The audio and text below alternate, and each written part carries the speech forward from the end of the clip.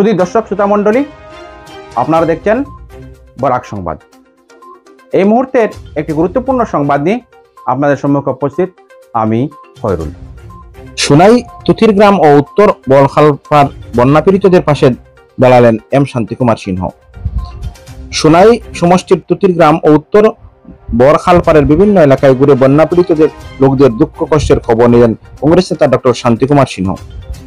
পূর্ব সোনাই যুব সমাজের সদস্যদের সঙ্গে নিয়ে বন্যা কবলিত গ্রামের পরিবেশটি দেখেন এবং বন্যা ক্ষতিগ্রস্ত লোকদের সরকারি ক্ষতিপূরণ পেয়েছেন কিনা তার খোঁজ খবর নেন। তিনি জানতে পারেন টুটি গ্রামের 100-র উপরের পরিবারের মাঝবন্ধের মধ্যে বসতি স্থাপন করেছেন, চারিদিকে জল, কিন্তু সেই গ্রামে যাবার মতো কোনো রাস্তা নেই। শান্তিকুমার সিংহ আক্ষেপের সুরে বলেন, 77 বছর পার হয়ে গেল, আজ পর্যন্ত টুটি গ্রামের যাবার কোনো রাস্তা নেই। গ্রামবাসীর জন্য জল পরিশোধক সহ 10টি প্যাকেট বিতরণ করেন। পরে ক্ষেতের কাদামাটির রাস্তায় হেঁটে উত্তর বরখালপাড়ের বন্যা পীড়িত জনগণের সাথে সাক্ষাৎ করেন। তাদের কথা শুনে গ্রামবাসীদের অভিযোগ, 15 দিন জনমগ্ন অবস্থায় ছিলেন, কিন্তু 4 কেজি চাল, আদা প্যাকেট লবণ, 800 গ্রাম ডাল সরকারি লিয়ে পেয়েছেন। তারা শান্তিকুমার সিংহ প্রতিক্রিয়া দিতে গিয়ে বলেন, এই সরকার জনগণের পীড়া বুঝতে চায় না, আর নির্বাচিত প্রতিনিধি ইন্দিরাম সরদারের ভূমিকা রয়েছেন। শান্তিকুমার সিংহ বলেন, দীর্ঘ কয়েক বছর ধরে এলাকাতে বন্যা আসতেছে, কিন্তু তাহা নিয়ন্ত্রণ বাড়ানোর কোনো অবজবদি সোনাইর বিধায়ক ও আসাম সরকারের জলসম্পদ বিভাগের মন্ত্রীরা কোনো বলিষ্ঠ পদক্ষেপ দেখা যায়নি। শান্তিকুমার বলেন, প্রয়াত মঞ্জুলক চৌধুরী যদি থাকতেন, সোনাই জনগণের বন্যার কবল থেকে কবেই মুক্তি পেয়ে যেত। তিনি আসাম সরকারের অকর্মণ্যতার জন্য মধুরবন্দী গ্রামের 6 জন লোকে প্রাণ কেড়ে নেওয়ার কথা উল্লেখ করেন। এদিন সিংহের সঙ্গে ছিলেন রাজুল লস্কর, সাব্বির বড়বইয়া, জাকির আহমদ লস্কর, কাবিল হোসেন লস্কর সহ বিশিষ্টরা।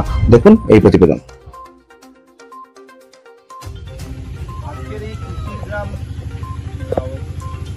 আমি অনেকবার শুনেছি এই ফ্লাডের সময় অনেক মানুষ এখানে অসহায় জলমগ্ন অবস্থায় তারা জীবন খুব কষ্টের মধ্যে জীবনযাপন করেছে।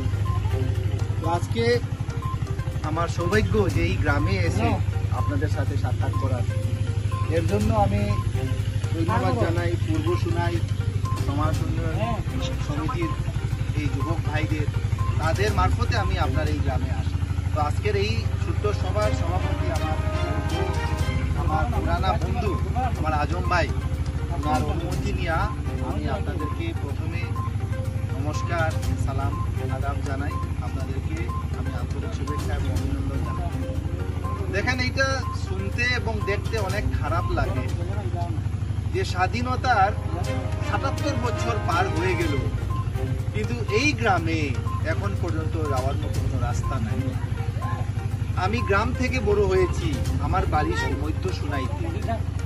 আমি কাঁচা রাস্তার মধ্যে ব্যাগ সানিয়া বড় হয়েছি, এর জন্য এই রাস্তার মধ্যে আসতে পারছি। আমি আইতে পারছি এই আইলির উপরে, এখানে কোনো পুল নাই, একটা কালভার্ট আছে, কালভার্টের মধ্যে আমার এই ভাই একটা গোয়া গাছর চিল্লা দিয়া বইয়া আইছে। যদি শহরের মানুষ হইতো বা অন্য জায়গার মানুষ হইতো, এখানে আইতে পারলো না, অনেক সাহস করলো না অনেক, কিন্তু আমি আইতে পারছি। মাটির টানে আমার শরীরে মাটির গন্ধ আছে, পেক সানিয়া বড় হয়েছে, সমাজের সেবা করার জন্য আমি বাইর হয়েছি। কিন্তু এই আমি বাইরনির আগে এই যে ছোট ভাইগুলো আছে, যুবক ভাইরা, সাহসী ভাইরা, যেগুলো কাজ গত ফ্লাডের মধ্যে করা, তারা আমি পত্রপত্রিকায় মিডিয়াতে দেখছি, আমি তারা বিশেষ ধন্যবাদ জানাই। তারা যে সাহস, নৌকা দিয়ে আইয়া আপনারা অনেক জিনিস সরঞ্জাম দিছে, পানি উঠাইছে, কিন্তু তারার মারফতে আমি আজকে যত সামান্য কি বেশ কিছু দিতে পারি না। আমরা তো নির্বাচিত প্রতিনিধি না, সাবেক জনগণের সেবার জন্য বাইর হইছি। এর জন্য আমি বিভাগটাকে আনিয়া আপনাদেরকে জল পরিষ্কার করার জায়গায় যে ঔষধ আছে, জল হইল কি আমাদের জীবন। জলের মধ্যে অনেকগুলা বীজাণু জীবাণু আছে, এর যারা জ্বর হয়, জলের থেকে পেটের রোগ হয়, মহামারী রূপ ধারণ করে, এর থেকে মানুষ অসুখ বিসুখ হইয়া মানুষ মরে।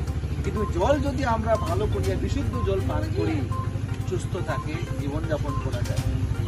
জল আমাদের জীবন, সেই জীবনদায়ী জলের বিশুদ্ধর জন্য আমি প্রথম আপনাদের কাছে এই জিনিসটা আনিয়ে দিছি।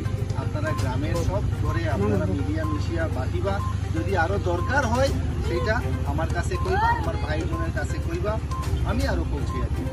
আর বিশেষ করিয়া আমার একটা চিন্তা ভাবনা আছে সমাজের লাগিয়া কাজ করার, যে সেই দাবি নিয়ে আপনারা যেভাবে কইছেন যে এইখানে রাস্তার একটা প্রয়োজন আছে, এটা আমার দিমাগে রেকর্ডিং হয়ে গেছে যে কোনো দিন যদি আমার কাছে সেই ক্ষমতা আসে, তখন প্রথম কাজ আপনাদের এই তুতির গ্রামের যে রাস্তা, এটা আমি করে যাবি।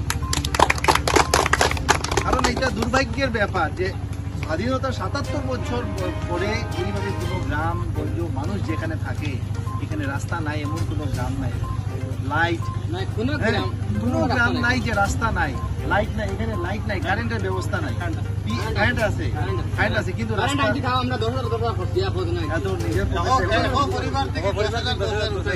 আচ্ছা